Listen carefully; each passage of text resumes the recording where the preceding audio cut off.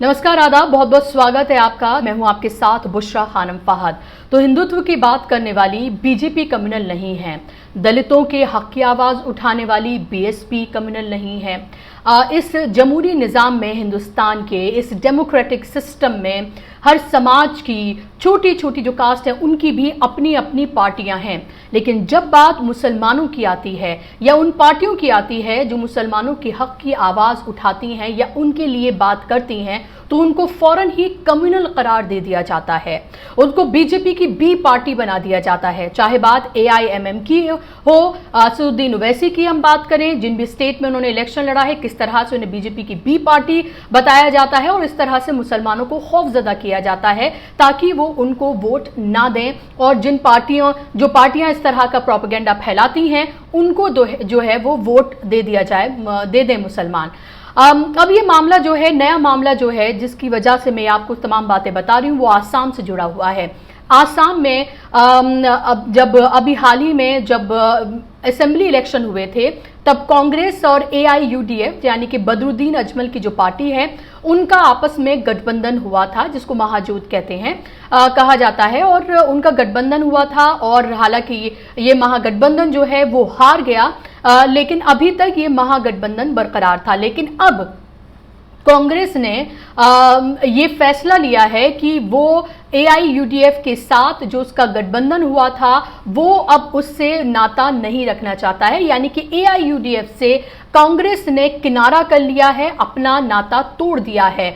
और जो इसका रीजन दिया गया है वो आपके गले से नहीं उतरेगा, बेहद हास्यास्पद है, बल्कि मैं ये कहूंगी कि बेहद अहमकाना है। कांग्रेस की तरफ से ये कहा गया है कि बदरुद्दीन अजमल की पार्टी के कुछ नेता जो हैं वो बीजेपी की तारीफ कर रहे थे, यानी कि बीजेपी जो पार्टी है उसकी तारीफ कर रहे थे।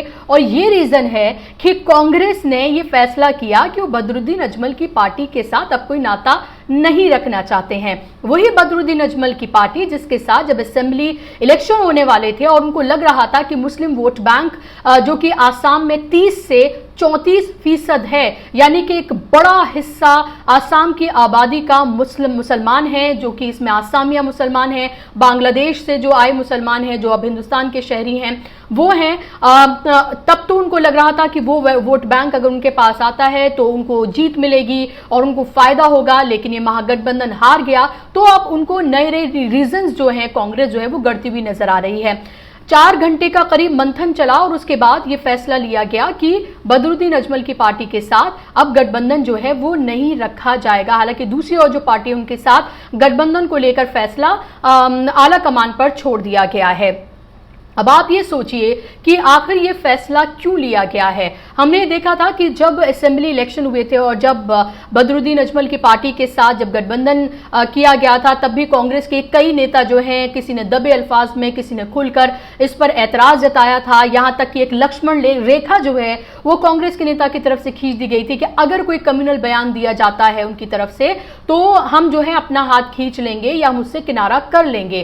तो सिर्फ इसलिए क्योंकि बदरुद्दीन अजमल जो हैं वो उनकी पार्टी जो है वो ज़्यादातर मुसलमानों के हक की जो है वो बात करती है, आसाम के जो लोग हैं उनके हक की बात करती है, तो कांग्रेस को ये लगा कि वो कम्युनल कोई बयान दे सकते हैं। आप जरा ज़हनियत जो है इन नेशनल पार्टीज की आप समझिए।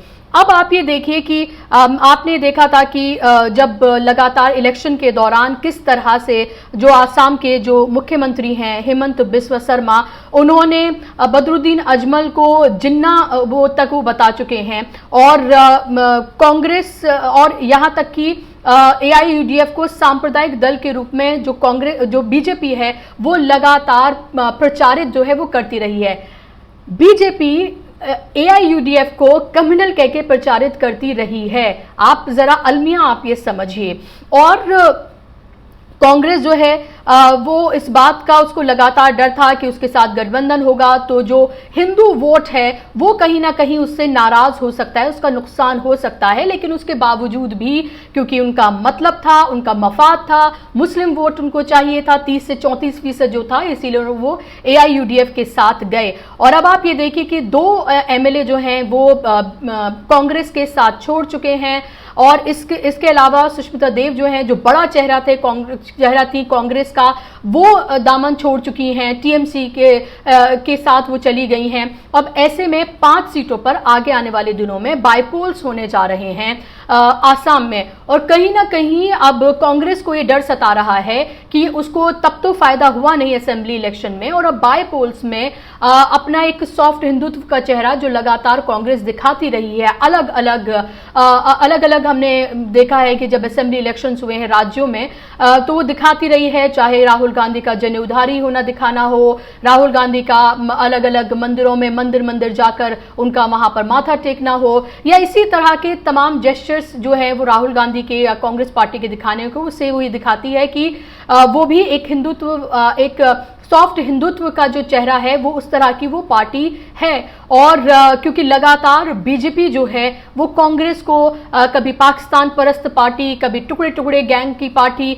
इस तरह के नामों से जो है वो पुकारती रही है। और अभी हाल के दिनों आप ये देखेंगे 2022 में एक नहीं बल्कि 7 राज्यों में चुनाव होने जा रहे हैं। कांग्रेस में आपस में ही पंजाब और छत्तीसगढ़ में और यहाँ तक कि राजस्थान में भी आपस में ही किस तरह से आपस में नेताओं को में तनी हुई है।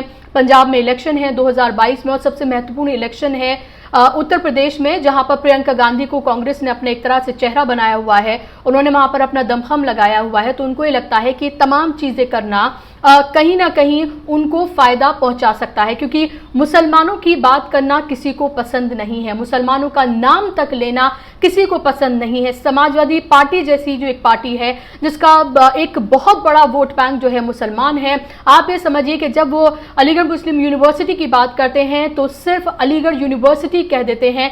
जब एक बड़ा नेता ज्वाइन करता है उनकी पार्टी को, जिसका अच्छा खासा जो है वर्चस्व है, तो उसको नेता गण कह के जो है वो सिर्फ पुकारते हैं कि जो बहुत सारे लीडर जो हैं जिन्होंने ज्वाइन किया है उसमें सिर्फ उसको नेता गण कह के उनको पुकारते हैं, क्योंकि उनका नाम वो नहीं ले सकते हैं। तो मुसलमानों के नाम से तो ऐतराज है, मुसलमानों के नाम लेने से जो है वो गुरेज है, लेकिन उनका वोट जो है इन तमाम सो कॉल्ड सेक्युलर पार्टीज को चाहिए। और चाहे AIUDF हो या फिर AIMIM हो, इनको बीजेपी की बी पार्टी बताना या फिर इनको कम्युनल पार्टी बताना, एक तरह से ये पार्टियां अपने आप को ऐसा कह के उस सर्कल में या उस पॉलिटिकल उस सिनेरियो में अपने आप को कंफर्टेबल करने की कोशिश करती हैं, जहां उनको लगता है कि उनका वोट बैंक जो हिंदू वोट बैंक है कहीं उनका उनसे दूर ना हो जाए। अब ये सोचने वाली बात है कि, और ये एक तरह की मजबूरी भी है मुसलमानों की,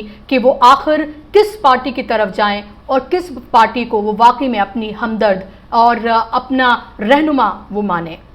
इसी के साथ आज के कार्यक्रम में बस इतना ही। आपको आज का कार्यक्रम कैसा लगा मुझे जरूर बताइएगा। आप हमारे पेज को फॉलो करें, लाइक करें, यूट्यूब चैनल को भी सब्सक्राइब करें। आज के कार्यक्रम में बस इतना ही। नमस्कार, आदाब।